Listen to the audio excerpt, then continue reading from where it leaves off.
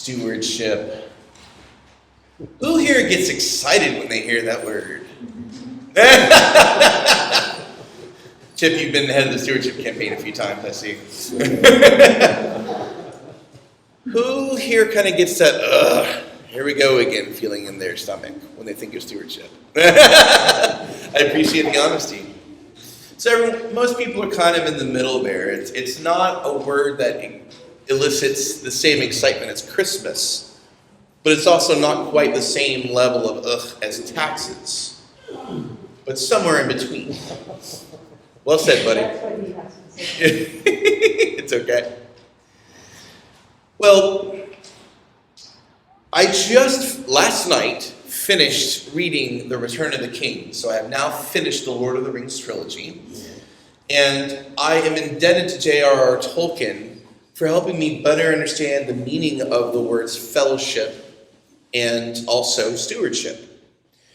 If you have not read the books, the steward of Gondor, which is the big kingdom before the king returns, was a caretaker of the kingdom. Denethor was his name. He was not a very good steward because he kind of wanted the power for himself. But that's another story altogether. So what is a steward? Somebody who protects something. Someone who protects something. What else? Caretaker. Caretaker. Excellent. Anything else? Well, according to Tolkien, he's the person who keeps things running until the king returns. Yes, also true.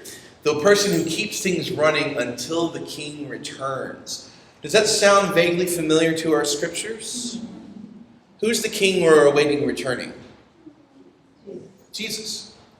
All right. So we are stewards of the kingdom of Jesus the Christ, who is the one who reconciles us to God.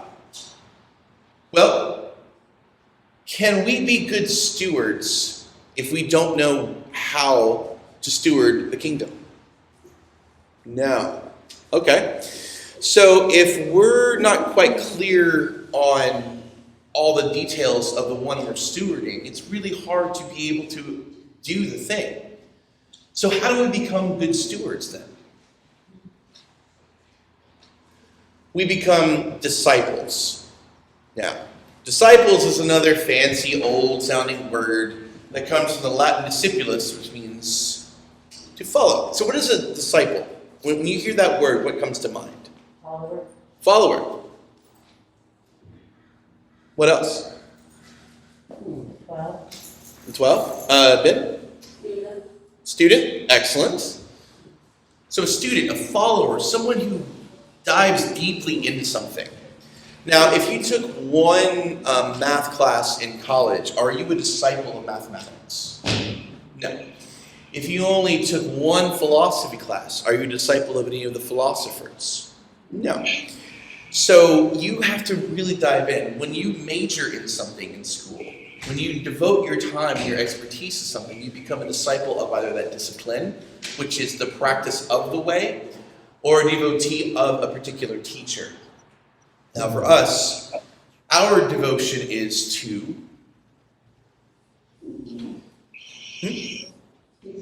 Jesus, yes! It was too obvious, I know. So that is really the essence of what we want to explore anytime we do a stewardship campaign. We're going to leave, how can you up your pledge? What does our budget look like? Things like that in the back burner. That is secondary to this question of what it means to be a disciple of Christ. And in order to be able to be a steward of Christ's kingdom, we need to make sure we are good disciples. So, what is it that we are following and studying that Jesus gave to us as the way to be? Bible. The Bible, okay. What else? What does the Bible teach us? Loving your neighbor. Excellent. What else? The Ten Commandments. What do the Ten Commandments kind of help us understand about life? How to be a good person in the world. How to be a good person in the world. Excellent, excellent. Ian? Humility. Humility. Excellent. Not an easy thing sometimes, especially when you are a good disciple. It's easy to think that you know a lot.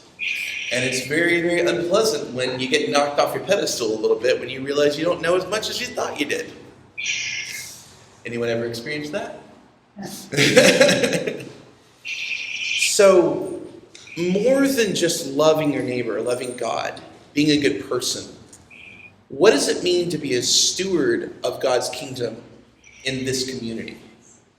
Let's make it a little bit more practical, a little more nuts and bolts, a little bit more of our lived experience.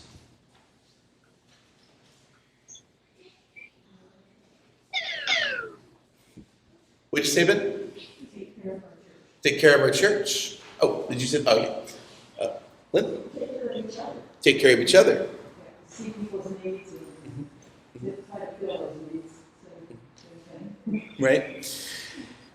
If you have been asked to take care of something in the church, it's your responsibility to make sure that you do your part to do that. If I have been asked by you to do something, it's important that I make sure that I do that. This coming Saturday when we do the installation, there are a lot of vows that we give back and forth to each other.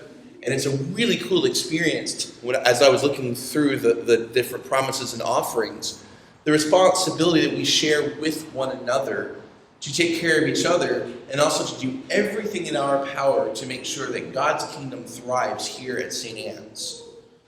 And so we want to dive more deeply than maybe ever before into what it looks like day in, day out to follow Jesus as members of St. Anne's.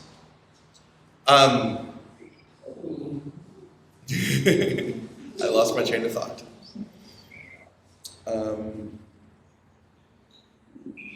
Yes. How many of you think about, and this is a rhetorical question, you don't have to raise your hands. Think about every day what it means to be a disciple. How many of you, for whom that question is somewhat foreign to the way your normal rhythms of life work? What is your understanding of what it means to be a member of the church? And what does it mean to be a disciple of Christ? How do those two things fit together? What is our responsibility to ensure that this community thrives and seeks to bring that love to the world, as well as making sure that we take care of each other? How do we do all that when we're exhausted from a pandemic and feel like we have nothing more to give? Where do we find that grace and receive that mercy as Hebrews talked about? And these are questions that I'm struggling with alongside everyone here because I know that I am exhausted in many ways. This has been a very difficult year, as was last year. And it's been a challenge to recognize that God is calling us into things that are not always comfortable. We have to stretch beyond our comfort zones. That's one of the challenges of transformational spiritual life. We're constantly changing. Change is a constant in the universe. I love the paradox of that. We also need to be able to find places where when we are spent, we can collapse and lean on one another so that we can be recharged to go out and face the world. And knowing that just as Christ died and was in the tomb for 3 days, he still rose again and gave us new life. And he was transfigured. The ascension into heaven was that moment where the disciples were sitting there thinking, what are we going to do? And these two angels, kind of snarky, came up beside them and said, why are you looking up to heaven? Jesus is in heaven now. Now you go out and do the work. So our teacher, the one of whom we are disciples, continues to remind us that we are expected in our covenant to step into that more fully and make that discipleship inform how we live our lives.